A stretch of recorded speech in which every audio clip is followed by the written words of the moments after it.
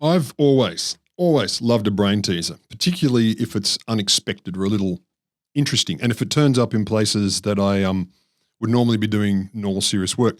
I love it when huge data sets, well, A, exist, and B, have little surprises hidden in them.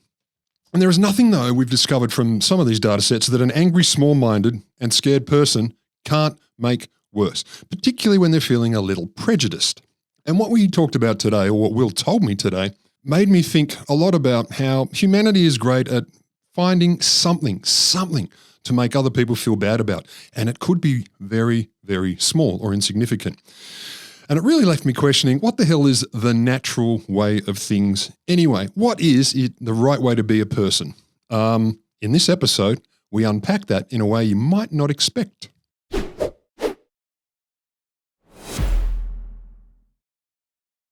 The September 1986 issue of National Geographic Yeah, I got that one. was a bit of a landmark event. See, it wasn't the cover story. That was about a race to the North Pole between some dog sledders and some skiers. I don't know who won.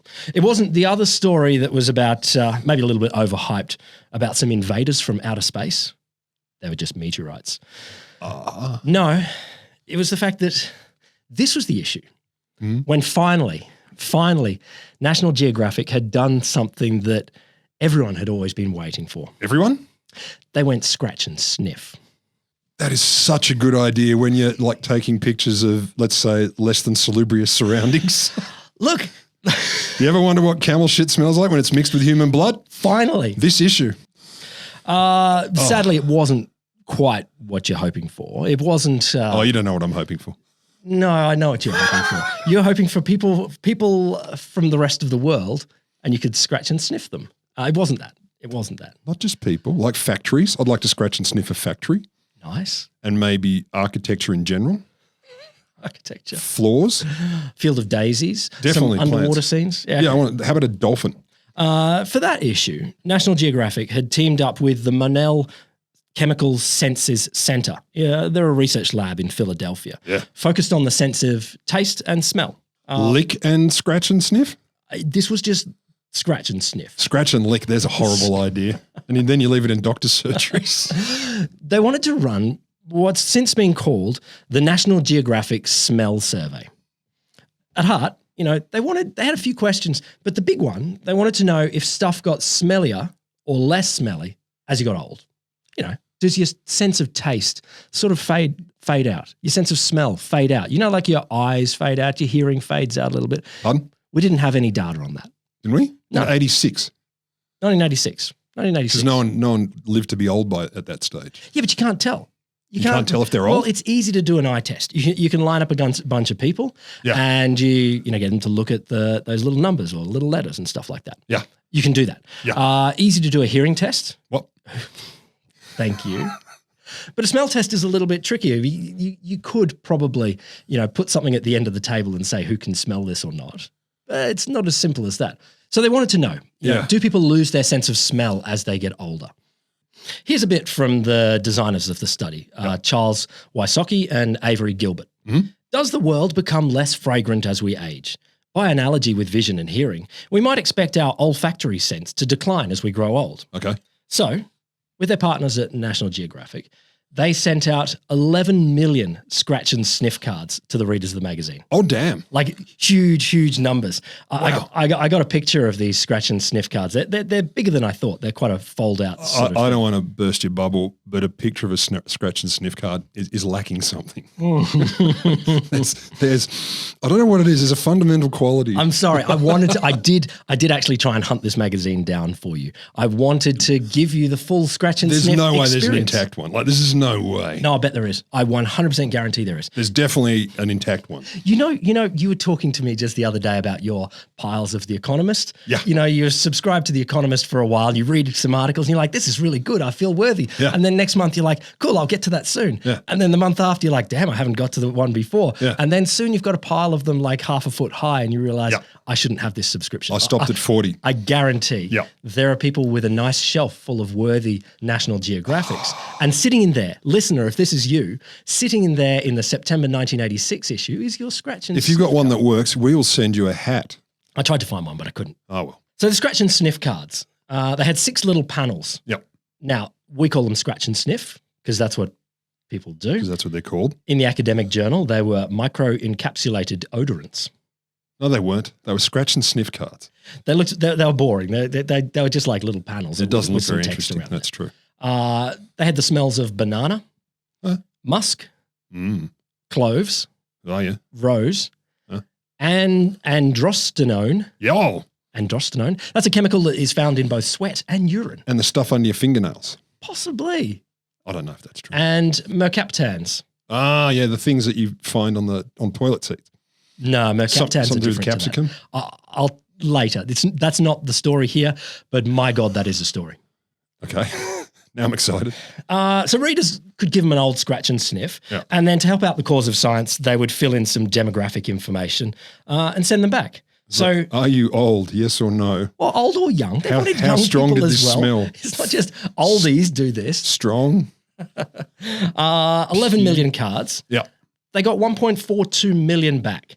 Damn. Which is it's a good number, as they said in their paper, or 140 megabytes of data.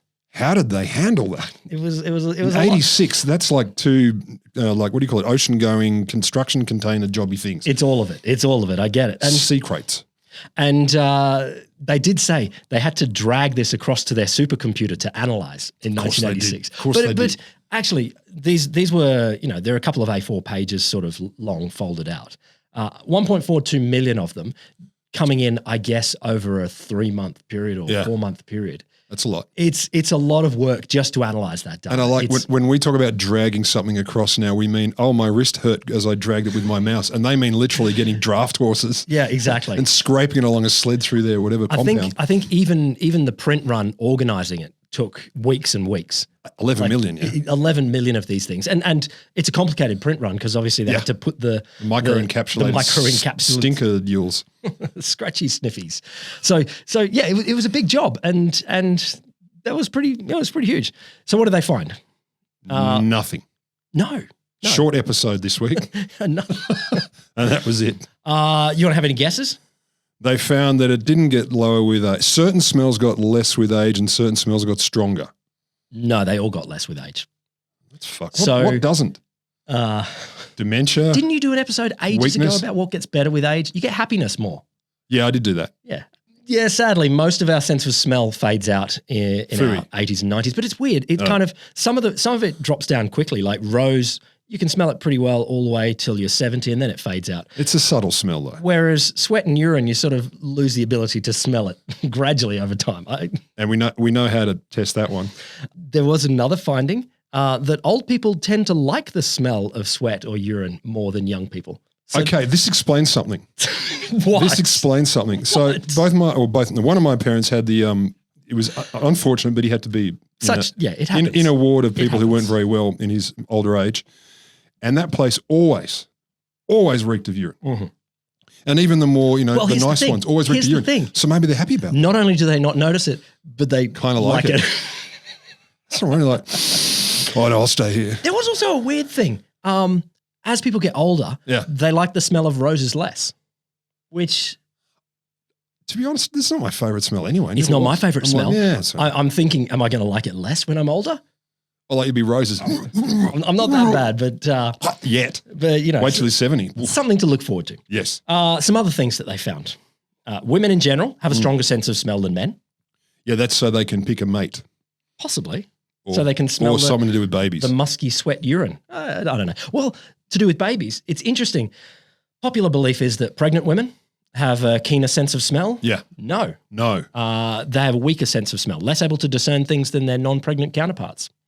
It may be that they feel it more intensely, but less able to discern things. Doesn't take much to flick the trigger. Yep. Okay. I accept that. 3 sets of workers: factory workers, office workers, outdoorsy workers. Yep.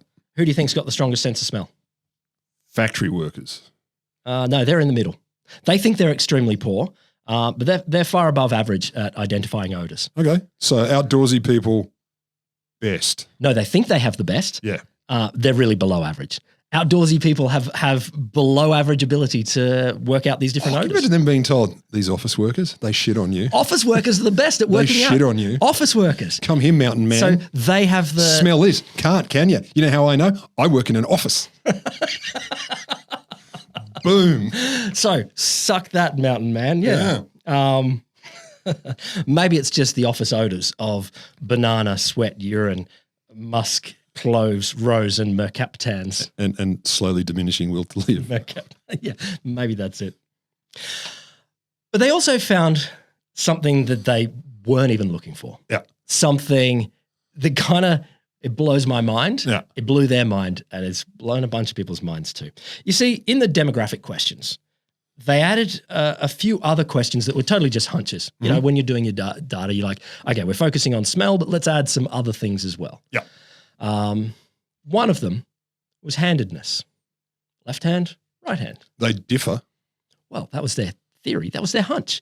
They thought, okay, Why is that a hunch? do lefties smell stronger or weaker than righties? Do righties smell stronger? What else? Like people who like one kind of football code over it. Why handedness? That's just an odd one. It's like people have, 3 eyes and no elbows. I mean, like what? That's weird. I sadly don't have all of the other demographic data. Maybe it was football code. Maybe it was. Do you want to take a guess? Handedness? Do they have Lefties smell harder. harder?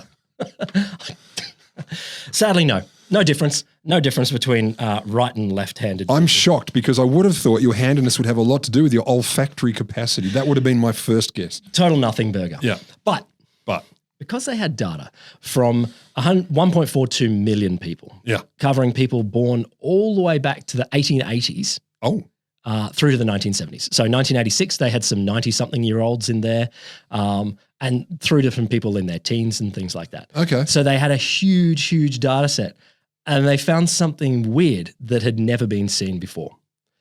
Basically, rather than a consistent rate of left-handers, there was a relationship between the year someone was born and how likely they were to be a left-hander.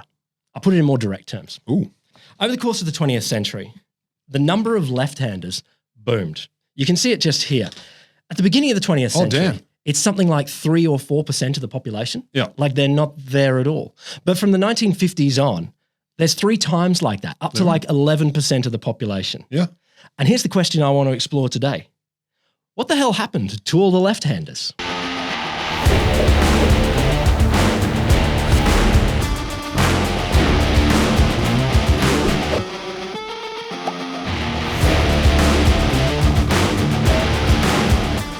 Welcome to the Wholesome Show. There you go. It's that one there. Science podcast, it scratches and sniffs at the whole of science. There you go. The Wholesome Show is me, Will Grant. And me, Sniffy Rod Lamberts. Sniffy Rod. That's what they used to call me. Did they? No. I was Fatty Boomsticks in primary school, briefly. You can't choose your nicknames. I chose that one. And you don't get upset. I chose that one. Like Eminem style, like Nice. I'll give you one, but Lean I don't in. mind as much as all the other things you could call me. Just a quick note on some sources here. There's a bunch of great papers that's sort of on this question, but they're great papers anyway. 2 in particular by I.C. McManus and Howard Kushner. They're really interesting. Also, thanks heaps to Joel Mainland for helping source some images from the Scratch and Sniff survey. But I want to say, before we dive in further, it's also really fascinating to me. There's huge gaps in this topic. Like there's The bits, sniff stuff or the handedness? the handedness. Right. There's bits and pieces in here where I'm like, hang on, why don't we know this? Why don't we know what's going on? Yeah. What's caused this? And so that we can cobble together a story and we can figure something out here. But man, I can figure something out, but it's probably not going to be at all true. At all. In fact, as some people have said, and some people in the literature, left-handers, in a very real sense, are people without a history. Oh, damn. They're just walking around not knowing who they are. They don't. Like They don't. tumbleweeds follow them. Here to help. So before we explore the boom in left-handers in the late 20th century, as Chris McManus, his article, he said there's surprisingly little data on this. There are some things, and I'll piece together what we've got, and then we'll go from there. So there's the scratch and sniff data first. That gives that great picture of the 20th century. and then a little bit of the 19th century. Did they have a lot of other stuff? I assume they had a lot of other stuff in the data set they could use to associate with handedness. It wasn't just smell related and where you live. No, they asked it.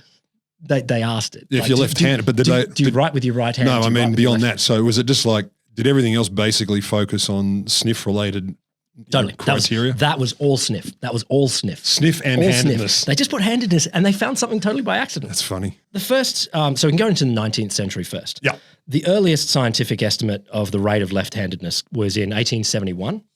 By a guy named William Ogle. He asked 2,000 patients, consecutive patients, must have been one after the other, whether they were right-handed. Because if you ask them all at once, it gets very confusing trying to record the responses. I think so. Everyone, please yell out left or right, and I'll listen really closely. Okay, thank you. So out of 2,000, he got 85 who said they were left-handed. So Really? 4.25%. I could have told you that. Now, since these patients were adults in 1871, the average year of their birth is 1835. So that gives us a bit of a picture there.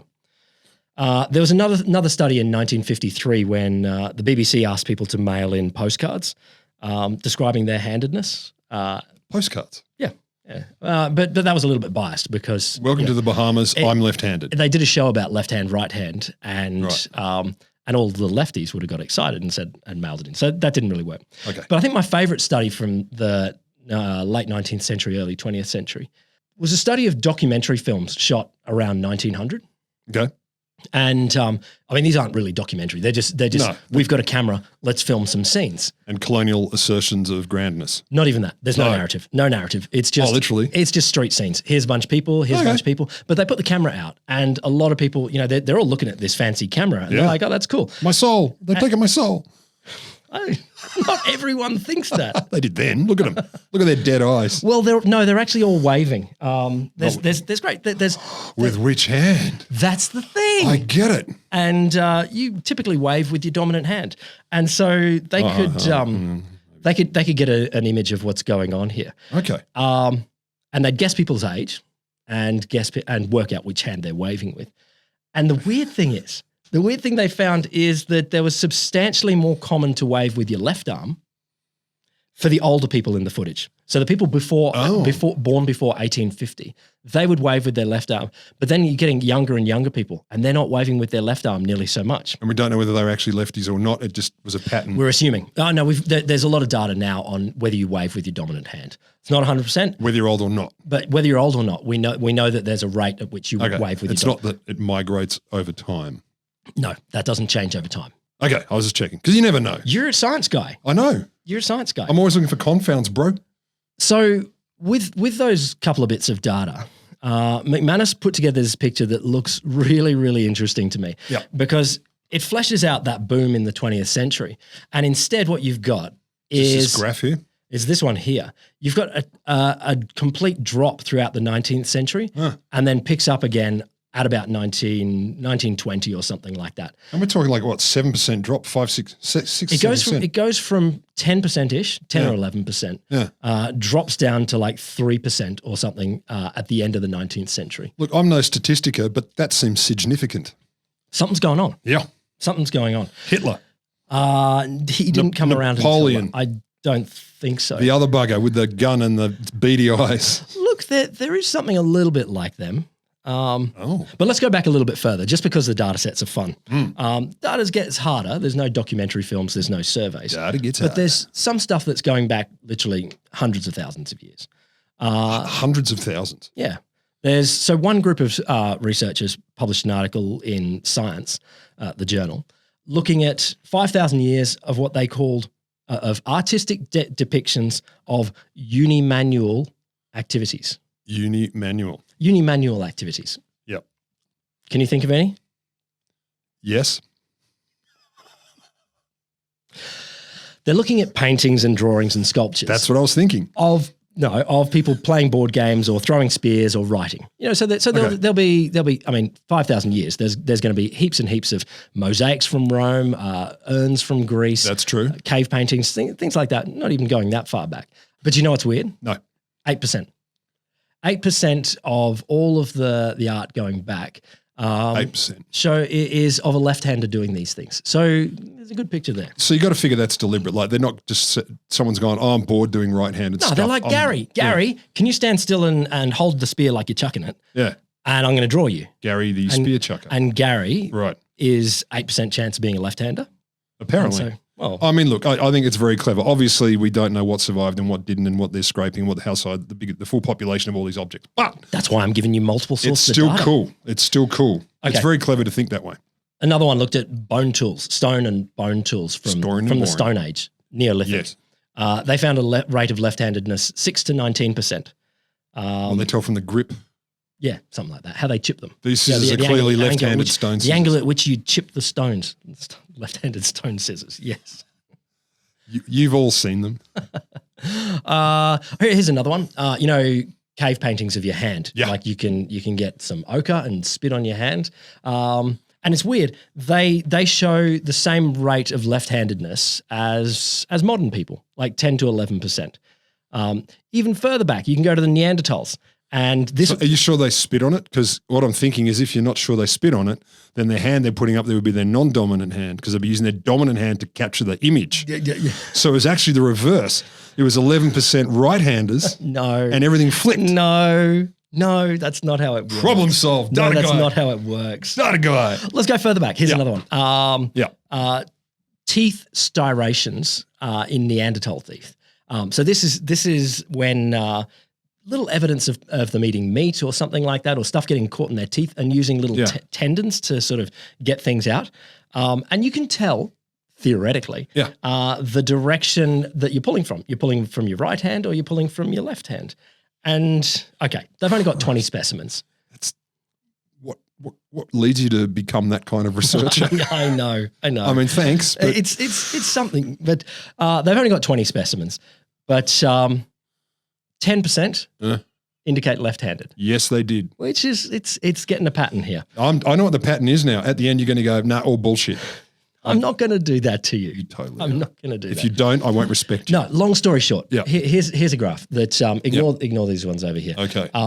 But back to 100,000 years ago, it's looking basically like we've got a background consistent rate of left-handedness that is about 10%. Yep. For quite some time. And then suddenly, in the 19th century, we dropped down. We dropped down to 3%. And then we come back in the 20th century back to that 10% or so. Vitamin D. Well, what do you reckon? Vitamin D. Do you think there was a difference in vitamin D in the 19th century? For sure. Because of the mammoths. No, that's not a good theory. Give me more theory. I don't have many more. Brutal schooling systems inherited from the English people. That's my suspicion. So, like, even when I was in primary school, they didn't tell left-handers you couldn't be left-handed, but they certainly weren't super encouraging when you were learning to write. Look, we might come to that. Yeah. Okay. That wasn't only it, though. I mean, okay. So if you're having fewer left-handed people, there's basically three ways it can happen. Left-handed people dying younger. Mm-hmm. Left-handed people having fewer babies, or fewer left-handed babies being born, but that's a similar thing. Or some sort of secret erasure of left-handers. Conspiracy. Now That's this is the thing. This is the thing. So I've gone through like heaps and heaps of papers for this, and there is definitely a lot of people indicating different sorts of things. Yeah. But it's funny to me that there is not even someone coming a boiled together theory of all this. Still, it's a weird gap. But I got some thoughts. Okay. So the first theory is this is how all good conversations start. But I got an idea. Look, I'm not. No. I've always considered you quite an exceptional thinker, Let's so I'm sure you're going to revolutionize this field. So the first theory is that young people, left-handed people, died younger. Okay. But for some reason in the 19th century, period. Yeah, it's like some sort of because the Industrial Revolution couldn't use them, so they just died. I couldn't use them. The Industrial Revolution maybe made a whole bunch of dangerous machines, and people worked in dangerous machines. But they were all made for right-handers, and they're all made for. That's what I'm saying. So they could use them, but they couldn't use them well. So that's one of the big theories. Okay. In the Industrial Revolution, you get people using machines that are designed for right-handers. You got to stop the giant bone crusher machine Yeah. But the lever to stop it is on the right-hand side. And poor old lefty's got to reach over And your cotton gin just wasn't set up for your left-hander. not at all. Not at all. Okay. That's not ridiculous. There's some interesting evidence on this that points in a couple of different directions. Yeah. So there's some modern studies, but some of them go back a while. One study in the British Medical Journal looked at 6,000 cricket players born between 1840 and 1960. So they weren't all dead. Yeah. There was a lot that was still alive, but the cricket players were good because they knew their handedness. They could look them up in Wisden. Of course. Go, okay, this person has left hand He's or a right hand. left hand around the wicket. Documented. Yep. They found no significant relationship between mortality and handedness. So they didn't die younger. They didn't die younger, according to this study. Do you know why? Cricket keeps you alive longer. Might have been that. Yeah. And that seems to be consistent these days. It seems like left-handers and right-handers live to be the same age these days. Okay. But they did find an accident element. Left-handedness was associated with an increased likelihood of death from unnatural causes, especially during warfare. So they found a higher mortality of young left-handed males in World War I, probably because they're using right-handed equipment. So yeah, like those right-handed grenades are much harder to throw. They get stuck in your... And the helmet doesn't fit. It's a right-handed helmet. You put your boots on the wrong feet. They're right-handed because the laces are right-handed. All of that. Yeah, I get that. But enough Pants are on backwards. You've seen them. Enough to delay you a tiny bit, get you caught in a situation where the Hun is coming over the fence and your bayonet's on backwards. Gosh darn the Hun.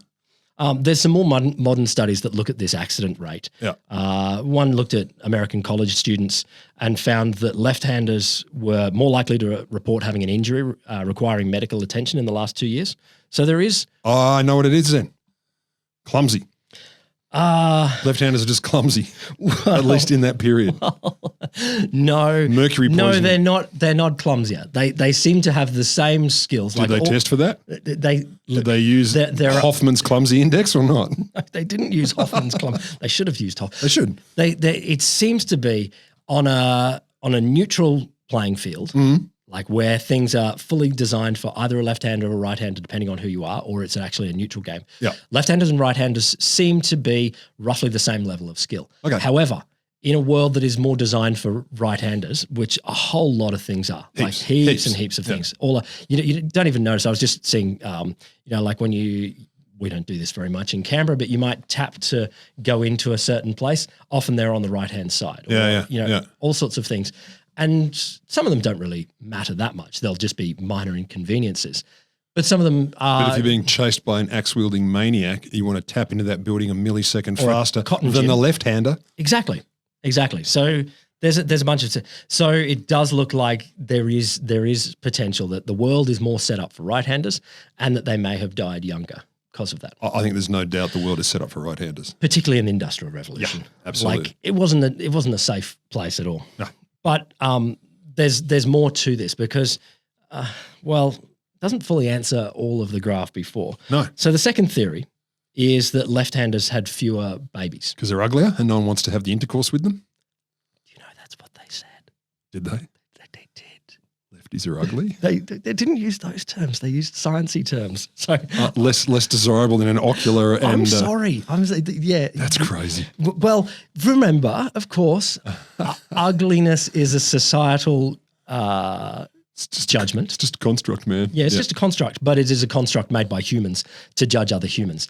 And there's some biology that tries to argue stuff that always changes. Yeah, okay. But yeah, so you can imagine you're in a bar, you're looking across at a rather attractive person, and then you see them reach over and pick up the drink with the left hand, and you just chunder.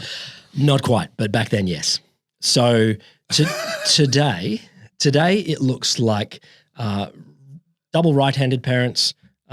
Left and right or lefty left parents have the same number of kids. Like, varies by country, of course. But it's something like, say, if in America at the moment, it might be 2.5 kids per couple. In what country are two left-handed people allowed to breed?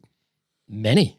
Really? Many countries. I don't want to live there. But roughly 2.5. It's about the same between the different couples. Okay. But you go back 100 years, beginning of the 20th century. Yeah.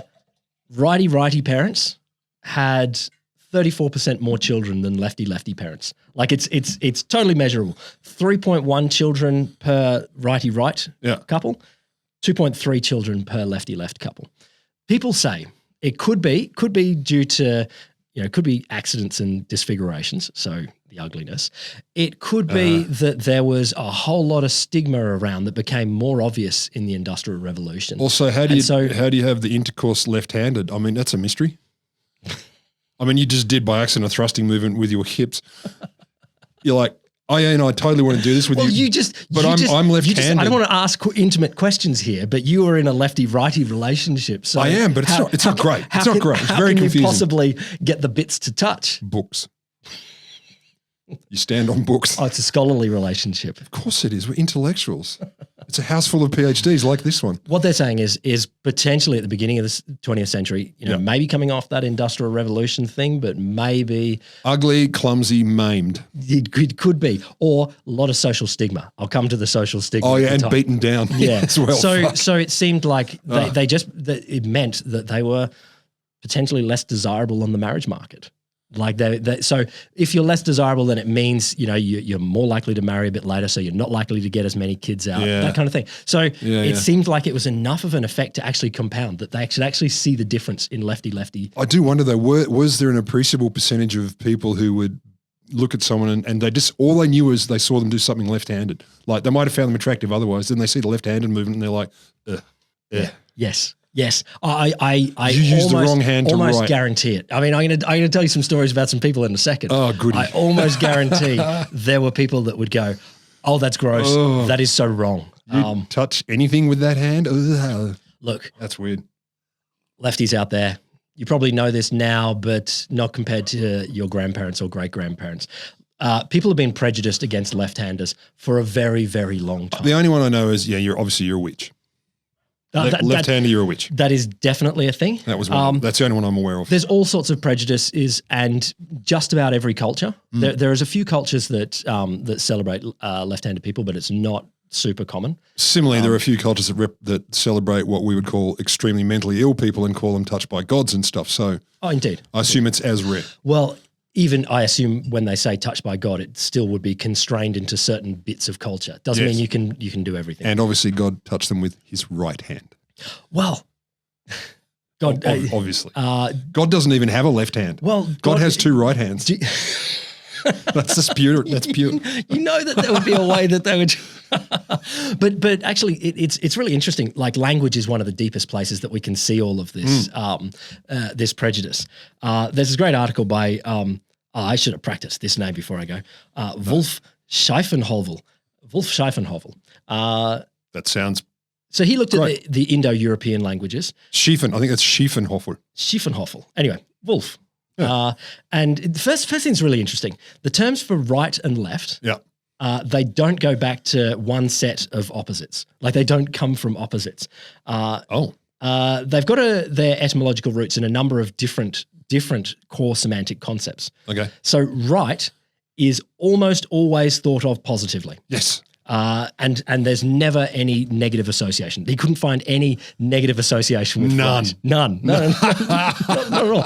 Right was used for godliness, for goodliness. For God is the right. Jesus sits to the right hand side of God. The word right. I was going to say right. Yeah. Yes, they come from similar roots. They are very closely connected. The right hand side. No one says. Did you? Was that correct? Left. It was. Sorry, lefties. Whereas left is nearly always negative. Oh, wow. Jesus Christ. The things to be prejudiced about. I know. My God, we're good at this as humans. Like, I've got one. Handedness. The hands, the good hand and the bad hand. Yeah. Yeah. How do you know which is the good one? It's called right. And I love that. I love it. It's this bullying by like 90% of people going, well, this is the one I use, so it's the good ones, and screw you other people. Look, I'm not against bullying. I think it's productive and it helps humanity. Obviously, it strengthens the culture. But you got to make it worthwhile. Handedness is not enough. Are you saying this is not worthwhile for your bullying? It's not enough bullying. I need a double down. I need something else that's really obvious immediately. The fact that they got rid of hundreds of millions of left-handed people in the 19th century sounds like a fair bit of bullying. Got rid of? Yeah, they're not there. Are you revealing the end? I'm not saying that's got rid of. But if they're not there in the record, left-hand people, it's kind of a gap. The other one that blows my mind. Yeah. The scientific word for right-handed is dextral. like dexterous. And Dexter the serial killer, so, Scientific word for left-handed? evil. Yes. Sinistral. Yeah. And it comes from the same roots as sinister. Sinistra, yeah. It just means sinister. Like we still describe it in the scientific literature. That's Latin-based, I think. It's Latin. It's Latin. But the fact Italian sinistra is it left, isn't it? yeah, I think so. Yeah. And right is The other one. ciao. Why did you raise that if that was a Because I forgot. I haven't been to Italy for a few years. But isn't that, it just blows my mind that we still use the word that comes from the word sinister for left hand and dexterous for the right hand side. Of course we do. But at this point, you know me, you gotta throw in a villain to connect with the. Is the villain left-handed? No, he definitely was not. I want to go back to the point that I was saying before. There are gaps in this literature, and it's really interesting trying to piece them together. Yeah. But Cesare Lombroso was born in Verona in 1835. He came from a line of wealthy rabbis. He studied a range of things at universities in Padua, Vienna, and Paris, including literature, linguistics, and archaeology. And Handedness. He eventually settled on medicine. He worked for a while as an army surgeon before taking a post as a lecturer at his old uni in Pavia. And let me guess, as an army surgeon, he did a lot of amputations, and bizarrely, I don't know. look into that. But his career really kicked off. Yeah. When he got a job at the taking charge of the insane asylum at Pesaro in 1871. What a dream appointment. What can you do here? Whatever you want. And from there, he set about doing a couple of things. He launched what he called criminology. He was the first to use the term criminology, and his version of criminology was basically measuring things on the human body and saying Anthropometry. Yes. He was the father of all that. Now we're not diving into all of that, but No, that's like 9 other episodes at least. no doubt. But his general theory suggested that criminals are distinguished from non-criminals by multiple physical anomalies. Yes. He postulated Holding a gun, yeah, a bag marked loot, T-shirt that's black and white striped. bandits. Yep, Hamburglar mask. Yep. He postulated that criminals represented a reversion to a primitive or subhuman type of person, Yes. characterized by physical features reminiscent of apes, lower primates, and early humans, and to some extent preserved he said, in modern savages. Cool. Yeah. He said that they were biological throwbacks. So it's not their fault. It's not their fault. We're locking you up, but it's not your fault. Well, he would definitely lock them up. Yeah. He's a doctor. So he did a whole bunch of post-mortem examinations and anthropometric studies of criminals, the insane and normal individuals, but he didn't do any stats. He just measured them and sort Why of would you? put them in his shelf. He became convinced that the born criminal could be anatomically identified by such items as a sloping forehead, Yep. ears of unusual size, Yep. asymmetry of the face, Asymmetry? Yeah, Or yeah, not they have symmetry. asymmetry. Yep. Asymmetry. Eyes too close together? I don't know if he said that one, but let's assume so. Of course. Excessive length of arms. And then he went even further. He said, specific criminals, so thieves or murderers or rapists, could be distinguished by specific characteristics. Would it be stealing, murdering, and raping? It's about their earlobes or their head shape. Or That was something. my next guess. Like their physical bodies. He could say, yes, you have a thief Look type at you. body. You have the body of a rapist. Like, what the fuck? That's a big call. He also maintained that criminals had less sensitivity to pain and touch, more acute sight, a lack of moral sense. Yeah, well. All of those, a lack of an absence of remorse, more vanity, impulsiveness, vindictiveness, and cruelty, and lots of tattoos. But anyway, that was Born with them, though. Besides the born criminal, Lombroso also identified criminaloids, I like little criminals, criminalettes. occasional criminals, You're more your pastime rather than criminals your by vocation. passion. Yeah. Okay. But anyway, let's get back to the question because he didn't like left-handers. Why would he? He said that as man advances in civilization and culture, he shows an always greater right-sidedness as compared to women and savages. Who even when they are not properly left-handed, have certain gestures and movements which are a species of left-handed. Yes. Look, now that I hear it out loud, I'm like, yeah. I love even when they're not left-handed, they kind of do things that are left-handed. Yeah, I know. You act it. You act leftish. Combining left-handers with left-siders, Lombroso found that left-handed people are more numerous among criminals and sensitive left-sided people among the lunatics. Okay. So Did he cover ambidextrous, or is that just too much? And it would Too complicated. blown his Too mind? complicated. This led Lombroso to formulate a simple hypothesis that criminals are more often left-handed than honest men, and lunatics are more sensitively left-sided. So the criminals, left-handed, and lunatics, they feel left-sided a little bit. You can tell. Whenever they see things, it's always on the left. The healthy man thinks and feels with the left lobe. You know how they cross over. Yeah. The abnormal thinks, wills, and feels more with the right. He didn't say that all left-handed people are wicked, but he said that left-handedness. Did he not say that? Did he well, say out loud? Look, it's not all of you. But he was convinced. Some of them, I assume, are fine people. That left-handedness, united to many other traits, may contribute to form one of the worst characters among the human species. Look, it stands to reason with everything else he's told us. It's got to be the truth. So his thinking started to flood through in the late 19th century to a bunch of places.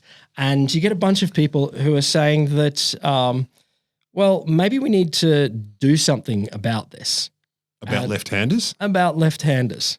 And this led to this, let's call it pseudoscientific thinking, led to... Oh, now we're going pseudoscientific. Led to justifying the practice of what's been called retraining. We don't have all of the history of what happened. We know that from Lombroso's time onwards, people became staunch advocates of curing left-handedness. Yeah. Well, because we've heard how terrible they turn out, so that makes sense. Yeah. What do you address? The hand. So there's people that said that left-handedness is a disease and it should be prevented and corrected. So there's a famous pamphlet from this sort of time by J.W. Conway, The Prevention and Correction of Left-Handedness in Children. He followed Lombroso's thinking that left-handedness was a deterrent to succeeding in the newly industrialized world. And to be honest, there were absolutely things pointing in that direction. Sure. But his solution wasn't great.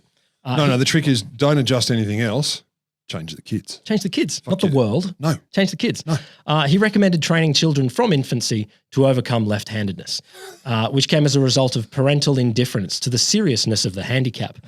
Always blame the parents. Which was a sinistral condition. So it's interesting. They keep using the word sinistral both as an adjective to say how bad it is and as the name of the condition as well. Yeah. It was a disease that needed to be recognized along the same lines as rickets, pneumonia, and colic. Was it? Your kid doesn't seem well. Wait a minute. What hand do they write with? What do they pick their nose with? Left hand? That's why. There's a bunch of people writing letters into big journals, British Medical Journal, Brain, arguing the practice was beneficial. Of course. That you could stamp out this newly recognized disease, the curse of left-handedness. Now, this is a bit that's weird to me.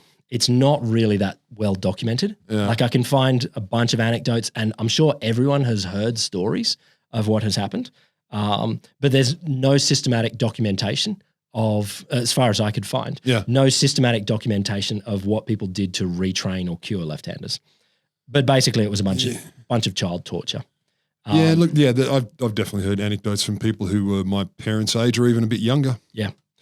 There's stories of tying up the left hand so that the right might be used when they're at school. Classic. That was, I think, the standard. I read one about someone having their left arm bandaged to their body for a period of months.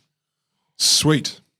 Obviously, physical punishment, so caning children for using their left hand for anything. Yep. Like in schools, there would be if they write with their left hand, or if they throw a ball, or if they pick up their food to eat with their left hand, anything like that. They would be whacked across the hands. They would have a book thrown at them. Well, that would work. You'd remember.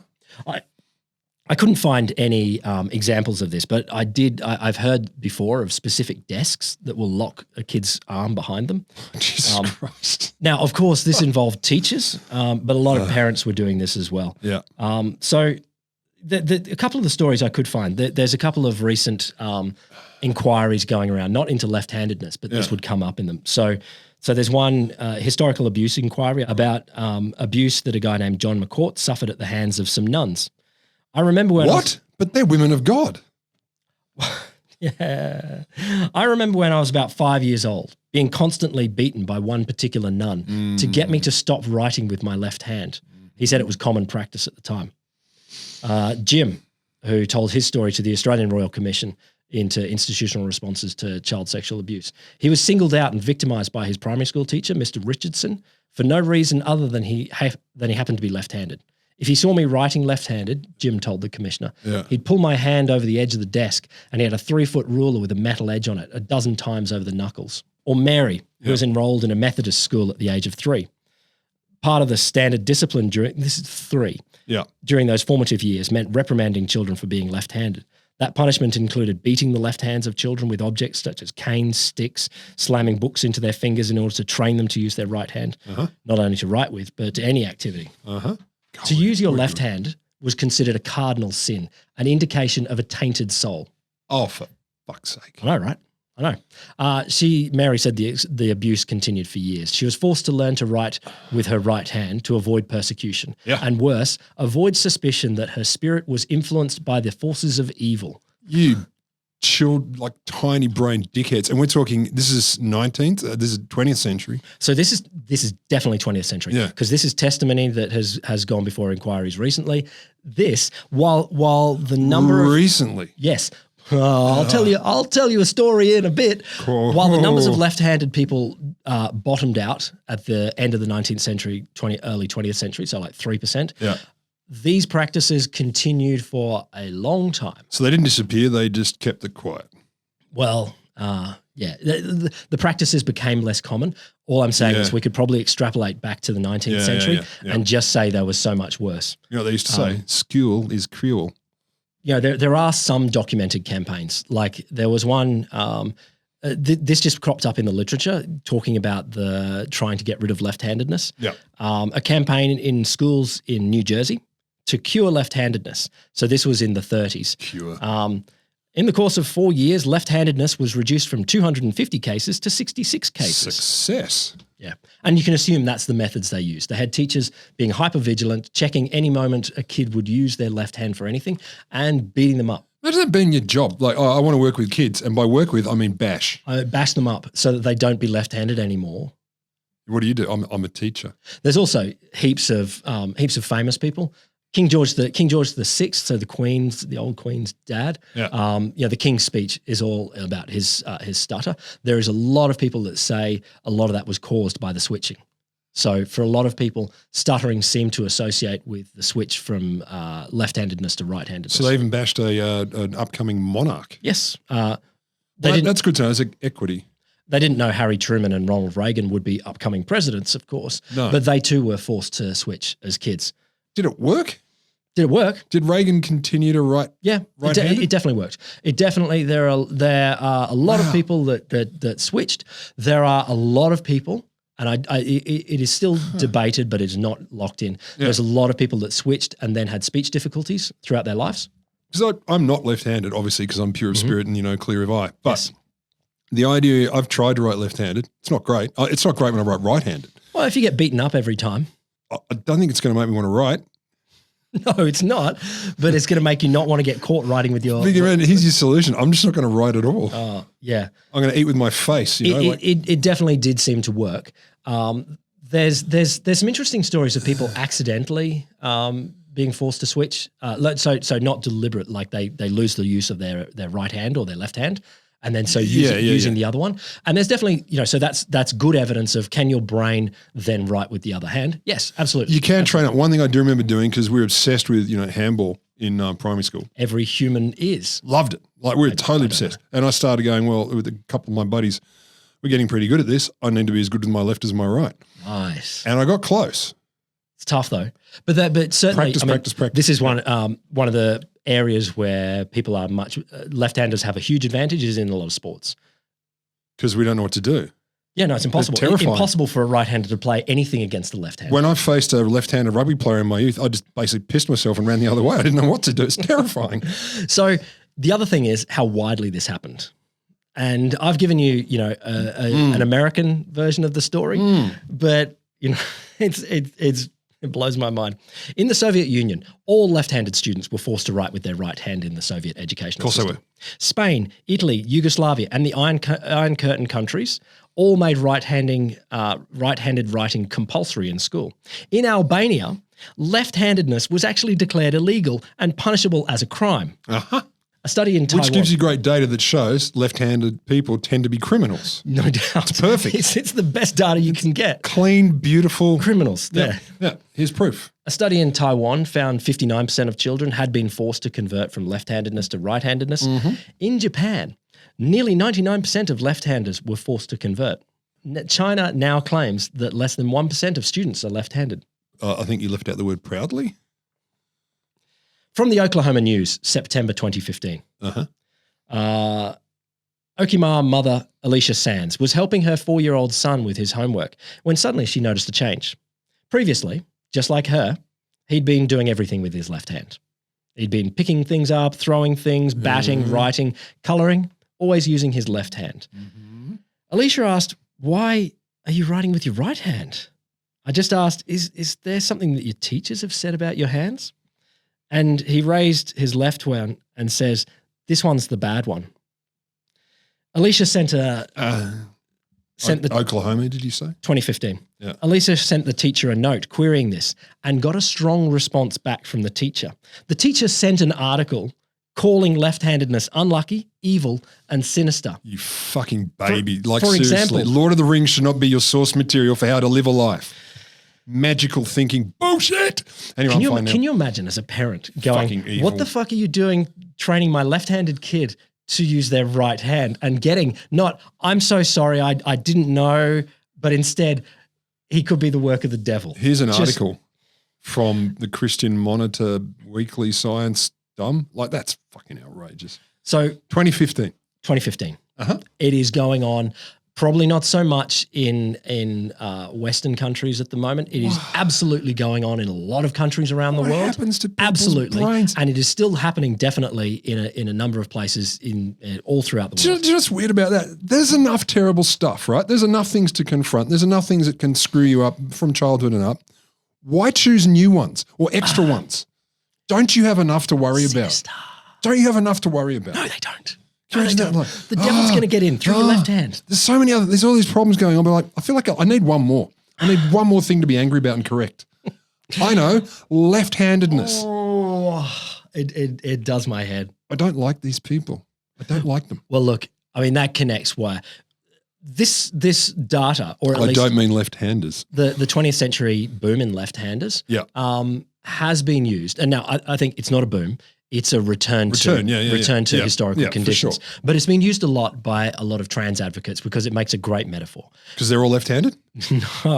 No. A lot of anti-trans pundits are saying, "What's going on? There's suddenly so many more trans." And you look at like in younger generations, there is a huge growth in a whole bunch of different gender identities, but also a whole bunch of different sexual orientations. Yeah. And so the right-wing people are like, "Oh my God, you're telling all these people to..." It's critical gender race theory, bullshit, left-leaning, and so they point to this and say, maybe when you stop repressing people for their handedness or for their gender identity, maybe they go back to what the historical norm might be or what our bodies actually want us to be.